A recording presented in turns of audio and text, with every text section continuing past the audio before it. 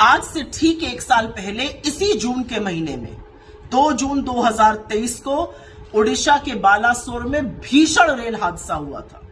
करीब 300 लोगों की मौत हुई थी, 900 से ज्यादा लोग गंभीर रूप से घायल और जख्मी हुए थे। आज पश्चिम बंगाल में कंचनजंगा एक्सप्रेस पर मालगाड़ी ने ठोकर मार दी। 15 से 20 लोगों की मृत होने की अभी तक खबर आ चुकी है। लेकिन सवाल यह है कि पिछले एक साल में क्या बदला है, क्या किया गया पिछले एक साल में कि रेल सुरक्षित हो, क्या किया गया कि यात्री को यह ना लगे कि वो गंतव्य तक पहुंचेगा या उसकी लाश या अर्थी गंतव्य तक पहुंचेगी। असल में तो असलियत यह है कि 2014 से अभी तक क्या किया गया। 2014 से 2023 तक सरकारी आंकड़े, क्योंकि असल आंकड़े इससे बहुत ज्यादा है, लेकिन मैं सरकारी आंकड़ों का हवाला देते हुए पूछ रही हूं।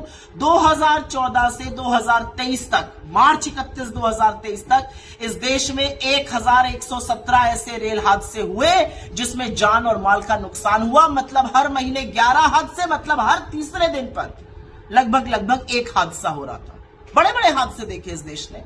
गोरखधाम एक्सप्रेस का हादसा देखा, इंदौर पटना एक्सप्रेस का हादसा देखा, पुरी उत्कल एक्सप्रेस का हादसा देखा, कैफियत एक्सप्रेस का हादसा देखा। हजारों लोग मौत के घाट उतर गए। तो सवाल यह है कि रेलवे को सुरक्षित करने के लिए क्या किया गया और इसकी जिम्मेदारी किसकी है, जवाबदेही किसकी है।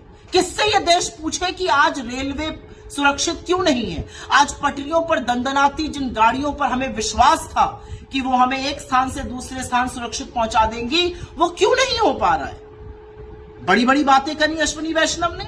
कवच प्रणाली आ रही है, एक ट्रैक पर 2 ट्रेनें चल रही होंगी तो पीछे वाली ट्रेन पर ब्रेक लग जाएगा, इत्यादि इत्यादि। कहां है वो ब्रेक, क्यों नहीं लगा दूसरी ट्रेन पर, क्यों कंचनजंगा में जाकर ट्रेन भिड़ गई। ये किस तरह के झुंझुने इस देश को दिए गए। क्या समझते हैं आप रेल के बारे में। रेल आवागमन का वो साधन है जो सबसे गरीब, निम्न मध्यम वर्ग के लोग इस्तेमाल करते हैं, और इसलिए इस्तेमाल करते हैं क्योंकि वो सस्ता साधन होता है। देश के एक छोर को दूसरे छोर से रेल की पटरियां रेलगाड़ी जोड़ती है।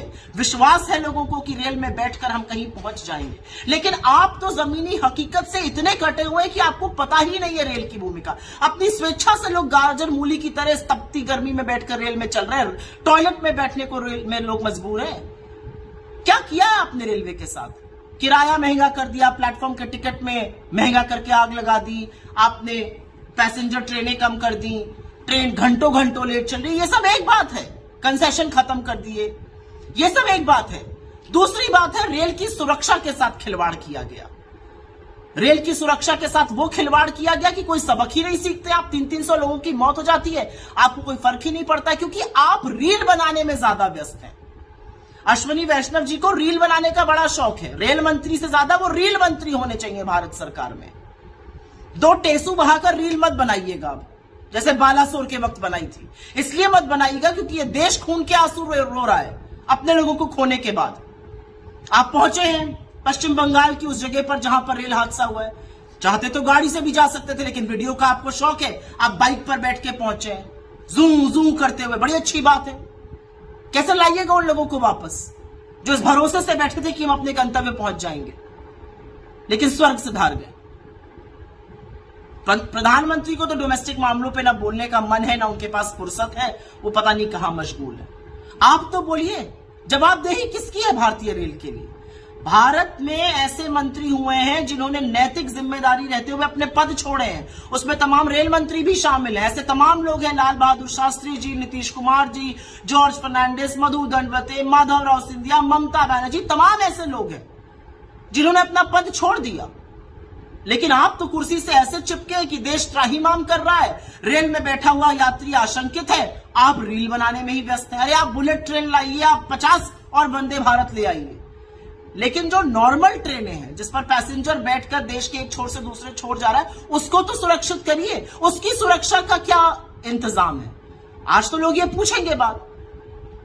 असलियत यह है कि एक के बाद एक मंत्री इतने चरण चुंबन में व्यस्त रहता है कि उसको ना तो अपने डिपार्टमेंट की फिक्र है और ना इस देश के प्रति वो जवाबदेह है। हर तीसरे दिन पर एक रेल हादसा होना नरेंद्र मोदी की नाकामी है, विफलता है, अक्रमणता है और सबसे ज्यादा असंवेदनशीलता है। अगर रील बनाने से फुर्सत मिल जाए ना अश्विनी वैष्णव जी, तो थोड़ी रेल के बारे में चिंता कीजिए। इस रेल में गरीब चलता है, मजदूर चलता है, किसान चलता है, युवा चलता है, महिला चलती है, और वो ये आशा से और उम्मीद से चलते हैं कि वो जिस स्टेशन से चले हैं अपने अंतिम गंतव्य तक पहुंच जाएंगे। लेकिन अफसोस इस बात का है कि आपके चलते वो हो नहीं पा रहा।